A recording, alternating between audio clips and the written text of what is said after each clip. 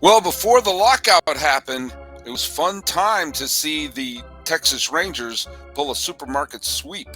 Brice Paterik of Locked On Rangers is joining the podcast that I like to call Locked On MLB.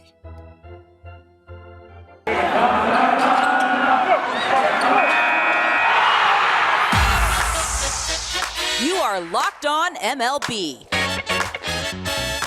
your daily MLB podcast. Part of the Locked On Podcast Network, your team every day. Hello, baseball fans, and welcome to Locked On MLB, part of the Locked On Podcast Network, where it's your team every day. This is the daily podcast where we talk about all of Major League Baseball. Thank you for making Locked On MLB your first listen, as we're available for free on all your podcasting platforms. I'm your host, Paul Francis Sullivan. As you can tell from my lower third right there, you can please call me Sully. Today's episode, Brice Paterik of Locked On Rangers is stopping by. We're going to talk about all sorts of things. The lockout is real. We are not going to be locked out, MLB. I am now the 1 millionth person to make that joke in the Locked On Podcast Network, and yet we are all claiming that it is ours. Follow us on Twitter at Locked On MLB Pods. Same handle for Instagram. I'm your pal Sully. I'm at Sully Baseball on Twitter. Sully Baseball Podcast on Instagram. Let's get rid of my lower third right there and bring aboard the man all the way from Dallas, Brice Paterik, host of Locked On Rangers. I could build you up more, but why waste more precious time? Let's podcast, baby. How you doing, man? I'm great, man. This is outside of the lockout. Like this is the happiest I've been about this baseball team in, my God, like ages, Sully. Ages. Yeah, probably since just before the Bautista home run in 2015. This is probably the happiest you've been since then, right? Yeah, that sounds about right, honestly. Yeah. Like there were some there were some fun moments, but like overall the last 2 years have been just Terrible. real rough. Real rough. Roughman is what it's been. And, especially when you consider if you're a Ranger fan, between 2010 and the 2016 playoffs, it was good times. I mean, you a couple of World Series, a couple trips to the playoffs, a wild card game berth, and a wild card sort of, I guess, tiebreaker game. But Game 163. Yeah, I mean, counts as postseason.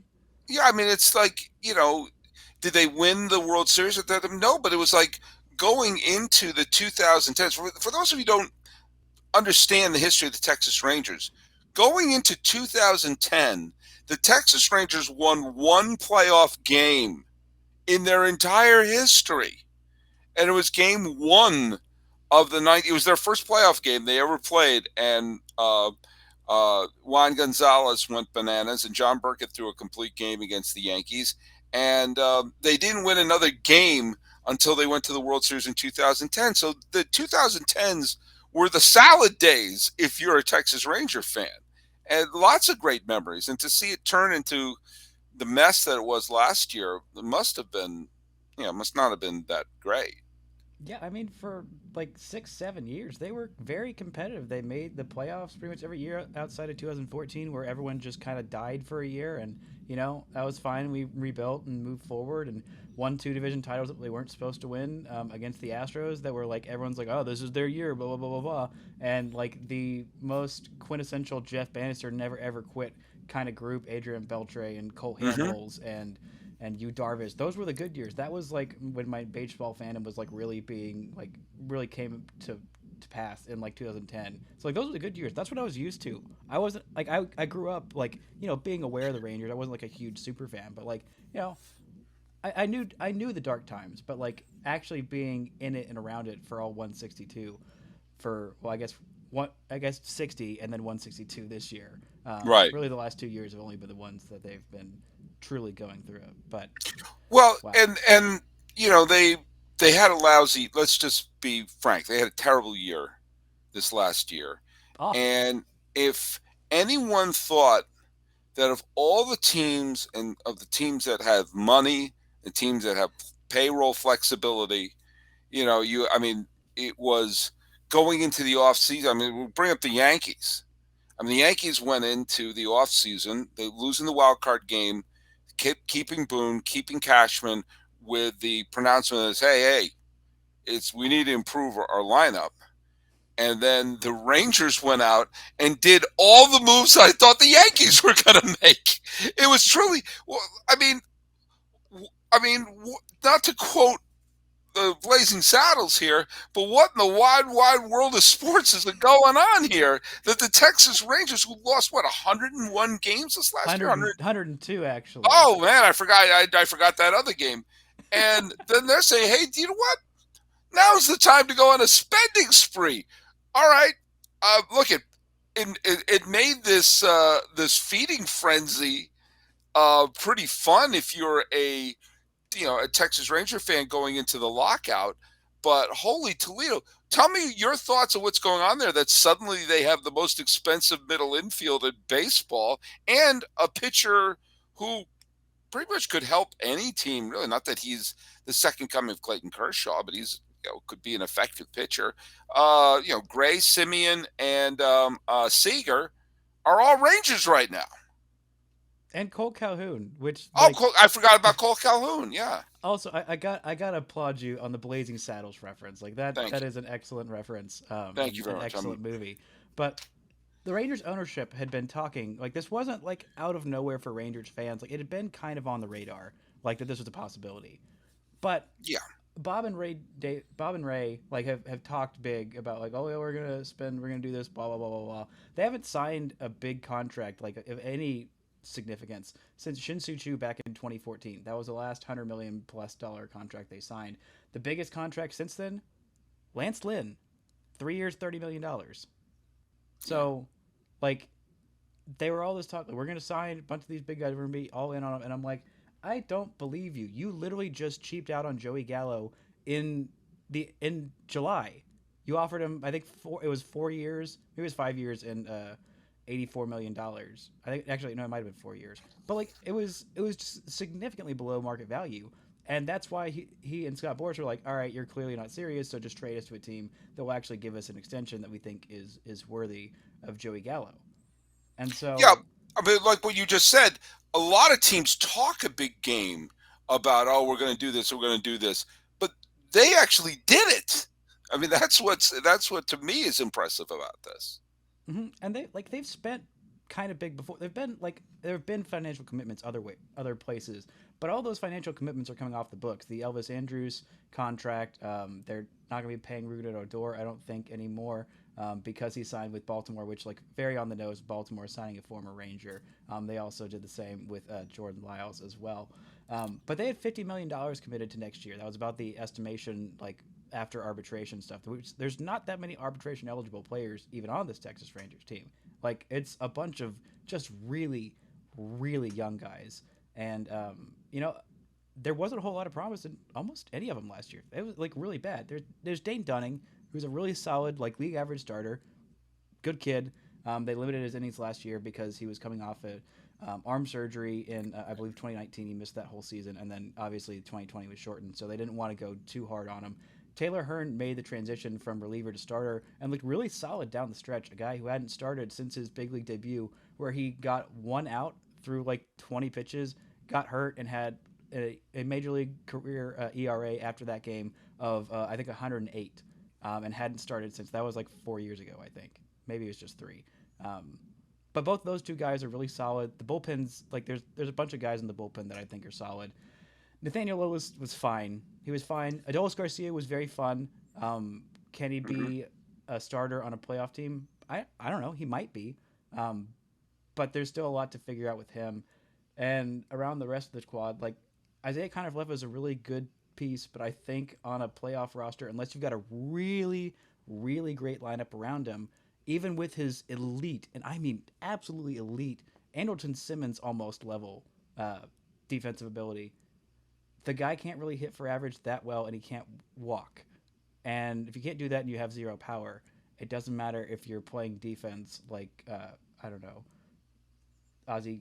Who am I thinking of? Ozzie Smith. Ozzie Smith. Ozzy Osbourne. Yeah, Ozzy Ozzy and Allen. Harriet, Yeah, you're not the going to provide a whole lot all-powerful of value. Oz. It's one of um, them. One of them. The odds are we're going to get one of them in there. one of them. But yeah, so there was a lot of holes to fix on this team, and I think even with what they've done, I don't think they're done yet. I think they got to get one more pitcher and an outfield bat. I think they're really hard in on Seiya Suzuki, the Japanese outfielder who has been Hmm. posted, and I think Clayton Kershaw is the Yeah. pioneer. I really think there's a legitimate chance he comes to Texas. Like Oh, people like Rudy. I absolutely think he's going. If he's not going back to Los Angeles, Oh yeah, the other place I thought he might land, just because the owner loves to try to steal spotlight and everything, possibly the Angels. no, So he stays I in. think I feel very confident in saying that like he is only going one of two ways, either back to the Dodgers, which I think is if I was leaning more one way or the other, I think to protect my own heart, I can't let myself hope that much. I've already gotten so much, I can't get greedy. But if it's not the Dodgers, then I think it is Dallas because he still lives in Dallas. He calls Dallas home. He loves Dallas, and to be able to, I know Chris Woodward has said this, I think like multiple times, like for him to be able to drop his kids off of school and then go pitch that night and be in the same city. I think that would mean a lot to him. But yeah, they need one more pitcher, one more outfield bat. But as they stand now, I think this is still like it sounds pessimistic, but I think this is a 90 loss team with the roster they've got right now, which would be a 12 win improvement. So like Yeah. that is pretty solid. But nobody goes from 102 losses to playoff contention the next year. Like if they can get to like 500 ish this year, 2023 is the window that has been planned of like this is where we're headed. We think that's going to be when we start contending again, which I thought was going to be very optimistic. But then you go and spend $500 million in 2 days, and it's like, okay, I guess it's possible now. Yeah. I mean, look at they've made improvements, but they are a real long shot to be a bet to win the division in 2022. And if you're going to be making any bets, go to BetOnline. BetOnline remains your number one spot for all the sports action this season. Head to the new updated desktop or mobile website to sign up today and receive your 50% welcome bonus on your first deposit. Just use our promo code LOCKEDON to receive your bonus from the NBA, football, college basketball, NHL, boxing, UFC, right to your favorite Las Vegas casino games. Don't wait to take advantage of all the amazing offers for the 2021 season. BetOnline is the fastest and easiest way to bet on all your favorite sports. BetOnline is where the game starts. Hey, we're here with Brice Paterik, and we are still shelling out for BetOnline. But here's the deal. I mean, the Rangers were terrible last year. I'm going to make a weird analogy. When I got married, we were still living in New York, but we got married in California because a lot of our family was out here. And I sent out invitations to all my New York friends, assuming they were going to say, we can't afford to come to California, but thanks for the invitation. I wonder, but they all accepted. So all these people descended from New York to the San Francisco Bay Area for my wedding. Okay. Was there a little bit of that going on with them throwing a huge contract to Marcus Semien, a huge contract to Corey Seager, thinking like, all right, they're probably going to say no to this, but we can then turn to our fans and say, hey, we offered Semien this, we offered Seager this, and they accepted. Do you think maybe they felt that, oh wow, I didn't think we'd get both of them, or do you think they really were just trying to, I guess, change the mentality of the team and sort of say, no, we're going for it to try to be a 90 loss team in 2022? I really do think that that's what they thought. I mean, I'm not going to say that it's what I thought they were going to do, like that I thought they were going to land um, both of these guys, let alone like either. If I would have been really happy with one of them, like that would have been like really great offseason. Like all I wanted for this offseason is like make me want to watch this team next year. Give me Yeah. a reason to care. But I Mm-hmm. think like John Daniels and Chris Young, like they were extremely confident. They talked big, they talked loud all season long about how we are going to nail this offseason. I know this sucks right now, but like we are firmly confident and like all credit to this like at the press conference for all these guys right before the lockout, like that is the most natural smile I think I've ever seen on John Daniels' face since like the 2010, since they won the AL pennant in 2010.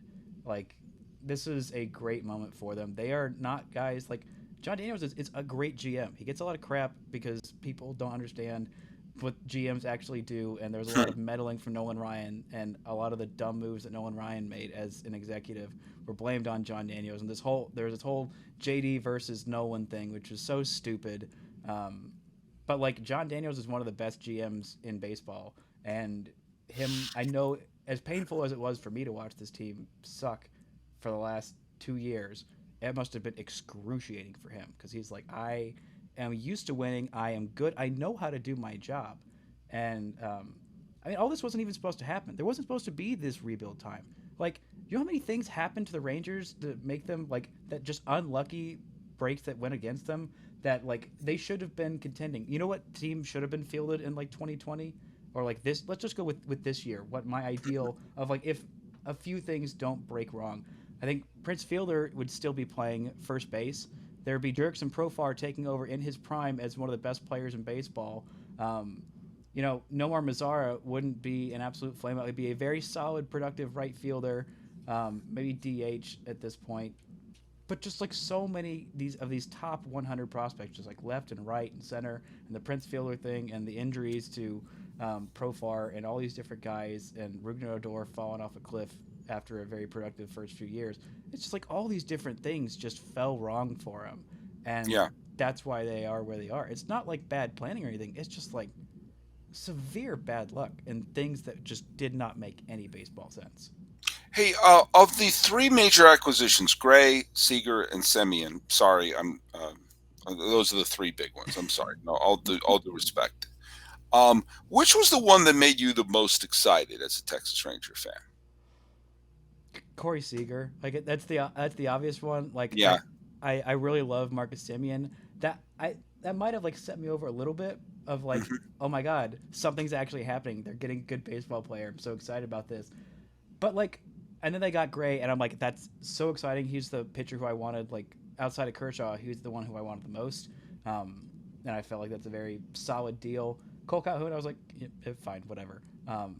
But like Cole Calhoun probably might have led the team in OPS last year, I think, if he had like a career average season. That's how bad this offense was.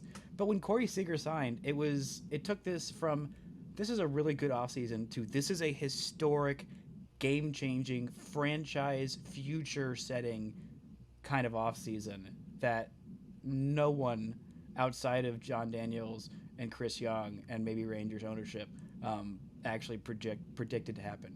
Chris Woodward too. I think he had some confidence as well. But like, yeah.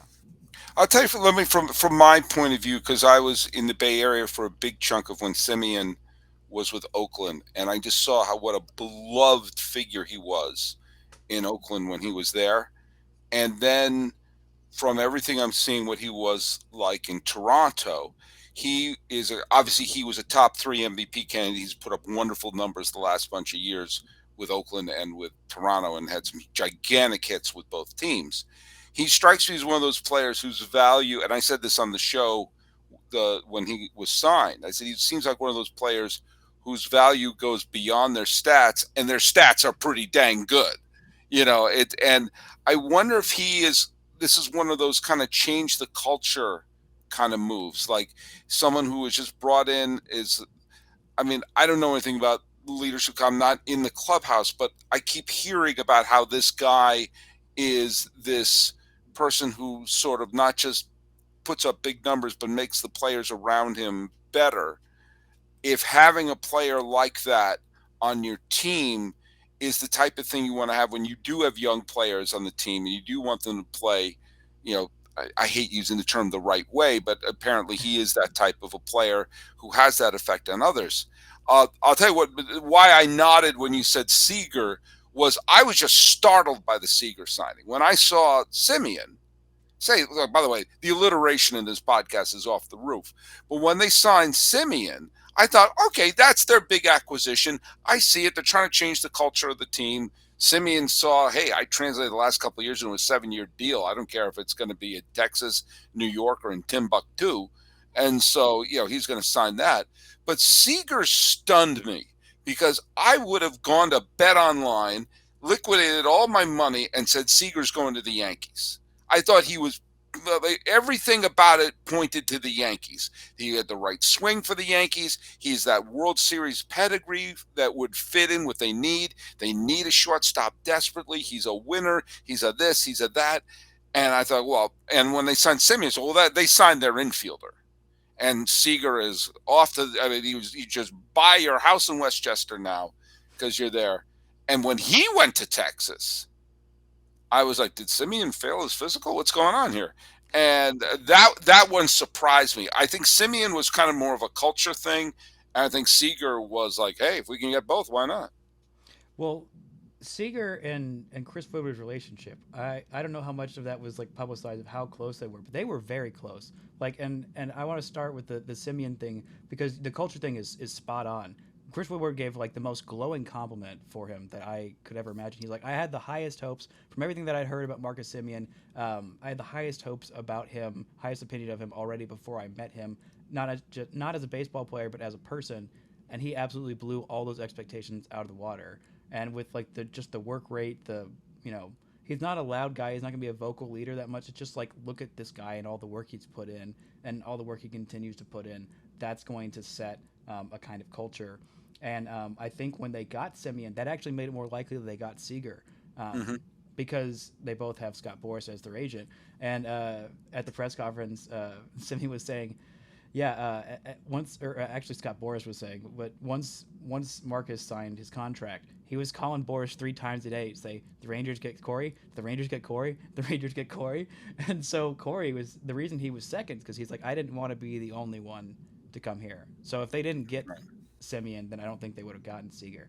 But Chris Woodward coached all 3 of the Seager brothers. I didn't know there was a third Seager brother. I think Justin is the oldest one, and he was the first one that Chris Woodward coached. He also was, I believe, an infield coach in Seattle with Kyle Seager, and then eventually with the Dodgers coached Corey, and was one of the big reasons why Corey was able to, at 6'4", stay at shortstop defensively for as long as he has. So they have a very close relationship. Like he's like knows the family. He's like I like absolutely love this guy. He's like I was so nervous for a meeting going in with Corey, not because of like of anything that like he was going to say, but like of like his opinion of Corey, and he wanted him so badly to like, and all these the Texas guys, the Texas front office and ownership and whatever, to see how great a guy Corey Seager is and how highly Woodward thought of him.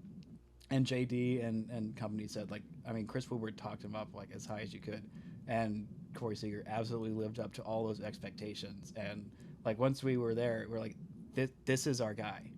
This is our guy. This was always Woody's guy, like, and it was always his top choice. But like, it really sold them. So like, they're kind of a package deal. Like, I'm so scared to think of what would happen if they didn't get Simeon, and then also wouldn't get Seager.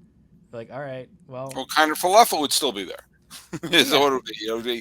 Then they would have cut and pasted something. Actually, they would have just thrown a bunch of money at Carlos Correa, which I just having the Houston ties and all of that stink.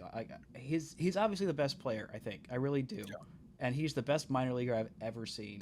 Like while he was in the minors, and I saw Corey Seager too, and that kid is special. But just all that, just toxicity. I don't want it. I don't. Well, you don't have to deal with it. And you don't have it. I get Corey Seager, who's my top choice the whole time, and Marcus Simeon. You know what I think? That, I mean, in terms of Corey Seager, the only thing that I can think of that would give you more pleasure than watching Corey Seager play with the Texas Rangers is to get a Built Bar. Now, look at this holiday season. You got to grab the protein bar that tastes like a candy bar, or even better than a candy bar. Why? Because it's filled with so much holiday goodness, rich and decadent flavor, covered in chocolate, but amazingly low in calories, sugar, net carbs, and fat, and high in protein. You get the best of both worlds, delicious and healthy. Built Bar gives you the extra fuel you need to bust down those mall doors. For those of you who still go to the mall, they got so many flavors, you have a hard time choosing. What's your favorite one, Brice?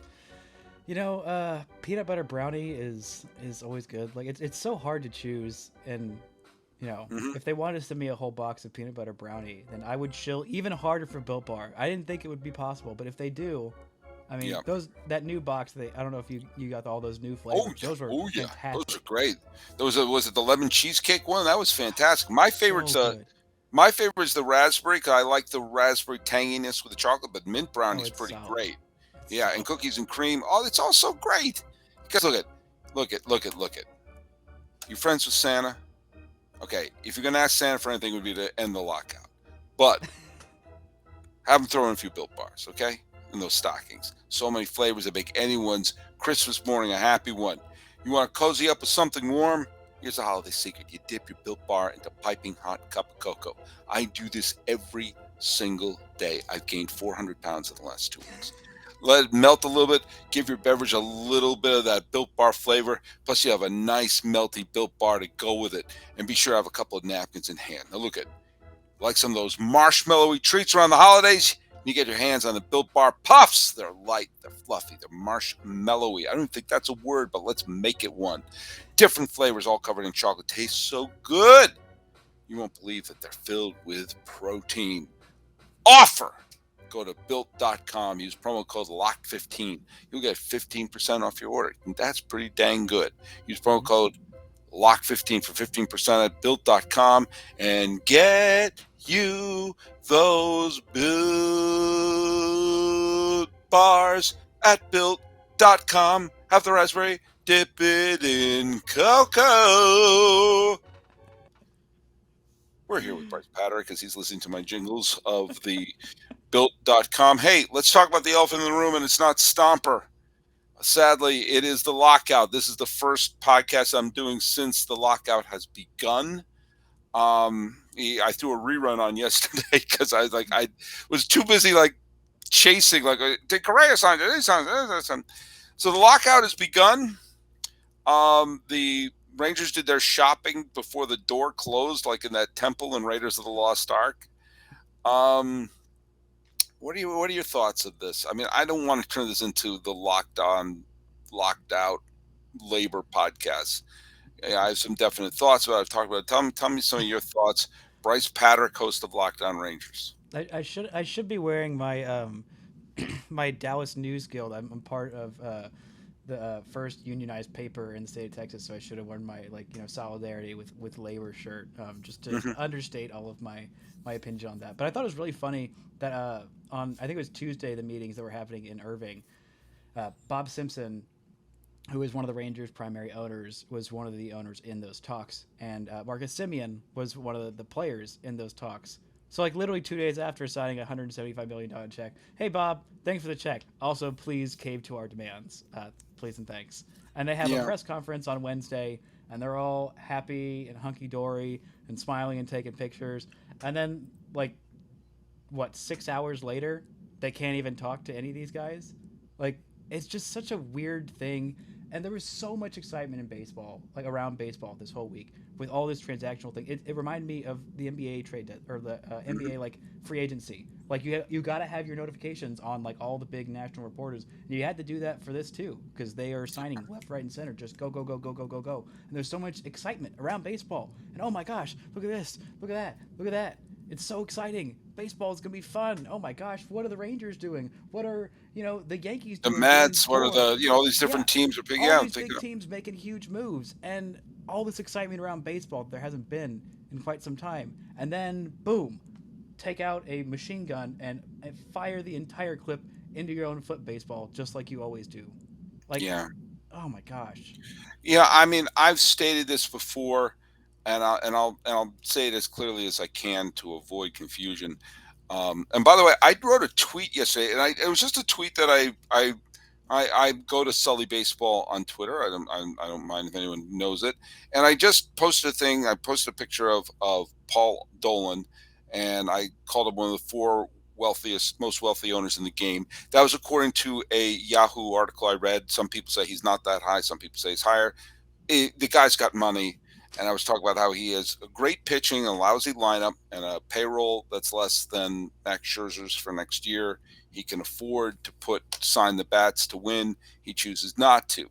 And for whatever reason, of all the tweets that I wrote, that one caught fire, and people are like, "That has what's it up to now?" It's like I'm like, "Why that?" It has like 240 retweets and 622 likes. Like, why are all the people liking that one? But Wait, either way, which team does he own?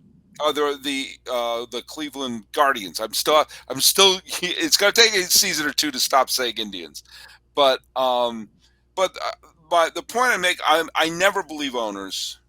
I mean, if you've read the Lords of the Realm and all the books about the behind the scenes of baseball, whether it's through collusion or how they try to shut down free agency, or how they the ouster of Faye Vincent because we're going to collapse, yet we're expanding. Uh, that never opening the books, trying to keep their what's it called what's the what's their thing they're constantly the Their from revenue? no the Congress they can't they have Oh, what's the NC. word what is Oh it my gosh, I think I know what you're talking about. But like the why exemption can't I from say the Congress words to the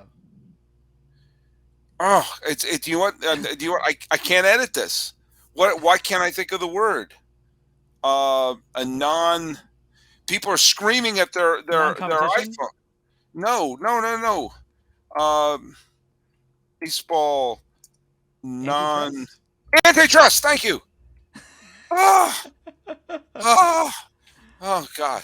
It was one of those things like people are yelling at their iPhone. I'm not going to edit that out. It's just like they have an antitrust exemption based on something stupid that was agreed upon back in the 1910s regarding the Federal League. And baseball has been clinging to their antitrust exemption like a koala.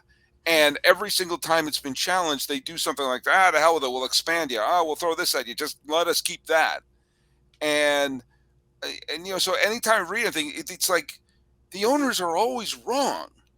Like, and every time they cave, they also wind up making more money than they could ever dream of. So there's part of me is saying, like, why don't you just cut to that part? That's the thing But that always bothers me about these labor negotiations is that like the labor side usually like gets what they want and like it makes more money for everyone. Like yeah, right now with this lockout that did not need to happen, no, they are hurting themselves. They're not allowing their players that are hurt or rehabbing to, train with their training staff. They're not allowed to, have name, image and likeness stuff that they're making money off of. So the Rangers website, the day after they have the most expensive offseason in history, has a bunch of articles about nothing. And so they're not making money on that. They're actively losing money on that. And like there's just no need for it. It's just all this stupid posturing. Like just yeah, cave. Just be just semi reasonable. get to the point where it's just before spring training, where you have to make a decision, figure out what the two or three things are that you're going to go to battle on, and just go to battle on them right now and figure it out before Christmas time so you can sell lots of goodies at Christmas time. It's so stupid. I don't want to do the both sides are equally wrong because that's not true, but I've made this point before. I'm going to make it again right now. I'm sorry if I'm stepping over you, Brice, but I got to make it before. Baseball, this is what I call the house of cards situation. And I specifically use that term. Baseball is not fighting football. They're not fighting the NBA. They're not fighting hockey or soccer. They're fighting Netflix. They're fighting Amazon Prime and Disney Plus and every podcast, every YouTube video, because that's what they're fighting to get the eyeballs who would be watching that. I call it House of Cards because there's so much great content out there that it's a tad overwhelming. And we no longer are stuck in our home just watching Tiger King all day. Okay? That we're now in a situation where there's too much. We can't consume it all. And it's almost a relief when you can take something out of the queue. Like when I found out that Kevin Spacey was an awful human being, I took House of Cards out of my Netflix queue. Like, okay, I don't have to worry about that. I can focus on Peaky Blinders or whatever else everyone's telling me to watch. And if you say, hey, we're taking baseball out of the queue, I'm sure there's a lot of people like us who are rabid fans who will be sad. But for the casual viewers, okay, great. That's a big commitment. I can now catch up on other shows. people won't blink if there's not baseball to watch because we've got too much to watch anyway. And so baseball has to understand that the entertainment industry and consumption now bears zero resemblance to what it was in 1994 and 1995, the last time we had work stoppages. There's zero reference. I mean, the entertainment industry then, which we thought was so fast-paced and overwhelming, are cave drawings. It's a zoetrope at the amusement park compared to what we have now. We used to have to sit in front of a television, and cable TV put us things on, and we consume sports that way. We don't do that anymore. My television has a towel on it right now. We can just, if I'm obsessed with the Spokane Indians, I can adjust it so that's the only thing I watch. And so baseball can't act like, well, boy, we have a lot of leverage with our fans. They'll all go and see their Netflix queue. And baseball has to understand that they could be a great product for the internet age because they're giving a new game every day. There's all this new content and stuff that you can do and all the social media and everything like that. They have to embrace that. And whatever ticky-tack grab-ass thing they're trying to figure out now, just figure it out. Before I finish, I say, figure it out. Because you can't afford to stop one day because people will say, well, I don't need to watch that anymore. Thank goodness. That would have been a big commitment. Now I'll watch The West Wing. Or some show I never watched, or I'll watch Squid Game. There was no Squid Game back in 1994. And this has been my TED Talk. This is a great TED Talk. Thank you. Better than the other TED Talks that I've watched. But yeah, you're absolutely right. Like, baseball is, it makes me so frustrated because there's so many like smart people that like MLB hires that are like, all the people who are doing like their social creation, a lot of the creative people there, like they understand, like they love baseball. They are young people. They understand why young people love baseball. And the people at the top have not gotten it for years. Now it's hard for people at the top of any league to like even get it. Even the NFL doesn't really get it, but the NFL is just such a big commodity and people love football so much that like they'll kind of end up being fine. The NBA is kind of like leaning into it and adapting. NHL much better than baseball. Much better than baseball. NBA is doing leaps and bounds better than everybody else at understanding youth and why it's important. I mean, there's even they are having trouble getting people to actually watch games. It's become so much more about like the transactional nature and people more concerned about free agency than actual finals games. But like baseball, I know you have all this history, but like you're dinosaurs. You've been dinosaurs, and they're fun to watch for a little while. But there's a lot more entertaining dinosaur shows that people can watch than Major League Baseball. And you're already losing fans. Yeah. You're already losing them in droves. Just, like, figure it out and just get off your ass. By the way, do you know what's something that would have been impossible back in 1994, 1995? What? Locked On MLB! What we're doing right now was not possible then. The sports media was in the grips of a tiny town in Connecticut. By the way, I was also born in a tiny town in Connecticut, but I didn't have a grip on it. I was not born in Bristol. I was born in Willimantic. But that's neither here nor is it there. All right, well, I guess it is there. By the way, we were just pulling back the curtain a little bit on the Locked On world. We were told that we have snippets of the Rob Manfred conference if we wanted to use it in our podcast. And I really thought I'd rather put a microphone to my dog and have her go woof, woof, woof, woof, woof, woof, woof. Because I think we would get just as much out of my dog Eleanor woofing on the radio. Here. Actually, you know what? I'd say we get more because Eleanor wouldn't try to lie to us. No, Eleanor's a good dog. Mm-hmm. No one ever comes up, you're a good commissioner. You're a good commissioner. Yes, no one's even said you're a good commissioner in a regular voice. No. Or even a mediocre commissioner. They're just like, Rob Manfred, what are you doing? You suck. He doesn't have that that charm and polish that Bud Selig had. Bud Selig, who led the league in a glistening bottom lip and looking totally confused at all times. Bud Selig, Still, by the way, in the Hall of Fame. Okay? Bud Selig's in the Hall of Fame. Buck sure. O'Neill is not. Bud Selig Don't was a don't colluding don't hate me. owner. A Don't colluding owner. don't hate me. Who's Buck O'Neill? I know Buck him O'Neill well. was the Negro League legend who also became the first African American to be a coach in the major leagues, and later discovered stars such as Ernie Banks and Lee Smith, and was the legendary manager of the Negro Leagues. And if you saw Ken Burns' baseball, he was one of the many, was probably the greatest voice in that, and became the great ambassador for Negro League baseball up until his death a few years ago. Oh, but we have good thing we have Bud Selig instead. Bud Selig Oh, is in the Hall so of Fame, great. and Tom Yawkey, the owner of the Red Sox, who years and years and years fought to keep the team as segregated as possible. By the way, Boston people would say things like, Tom Yawkey would have done anything to see the Red Sox win the World Series, and I would point out, except sign Willie Mays, who his scouts deemed not our kind of player. Couldn't sign Willie Mays, that would mean benching Rudy York. God forbid.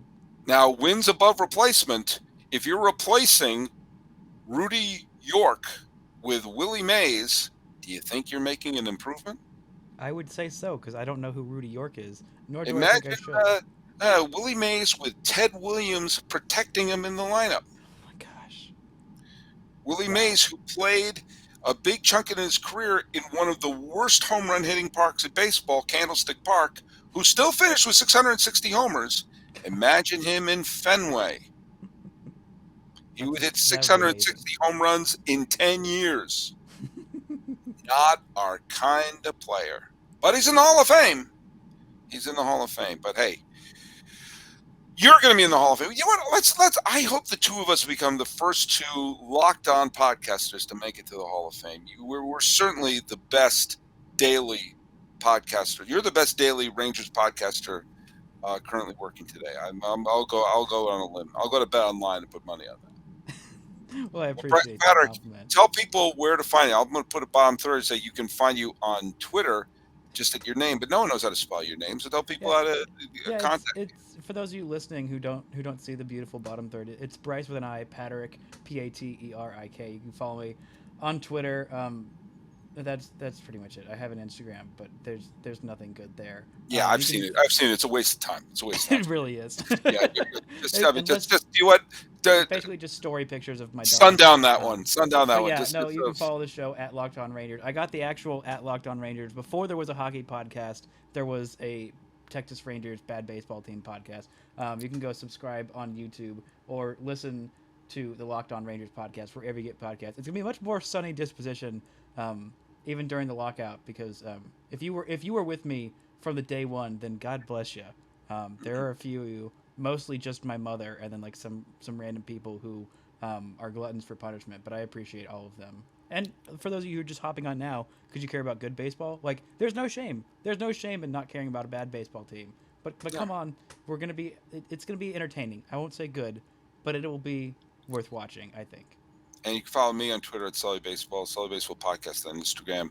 Follow us at Locked On MLB Pods. And hey, thanks for making Locked On MLB your first listen, as we're available on all your podcasting platforms. Make Locked On Rangers your second listen. How about your third listen? Have that be Locked On Bets, hosted by your boy Q, with great analysis from Lee Sterling. Check them out for all your gambling needs. But please, please don't have any gambling needs if you are a major league player betting on baseball, because that's speaking about not in the Hall of Fame. But hey, just say one thing, because I do not want to turn this into a lockout podcast. I do think calmer heads will prevail, and I do think that we will start spring training on time. I do think that at one point they'll look around and go like, we got to look at. There'll be some posturing, but I think we're going to have spring training, because I think even these two sides aren't that stupid. But I've been wrong before. But one thing I've never been wrong about is saying that we're going to be doing podcasts all off season. Brice Paterik, thanks so much for joining the show here on the third day of December 2021. This has been Locked On MLB. I'm your host, Paul Francis Sullivan. Please, I'm begging you, call me Sully.